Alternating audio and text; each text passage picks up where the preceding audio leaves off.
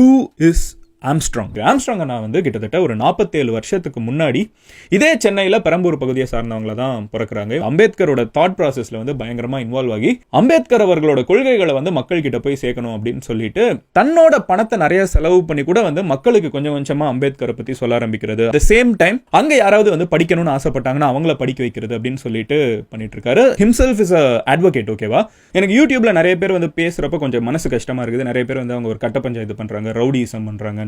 ஆனா இதெல்லாம் வந்து விமர்சனம் செய்றவங்க சொல்றது. உண்மையிலேயே பெனிஃபிட் ஆனவங்க இன்னைக்கு வெளியில ஹாஸ்பிடல் முன்னாடி அழுதுட்டு இருக்காங்க தெரியுமா? அவங்க என்ன தெரியுமா சொல்றாங்க?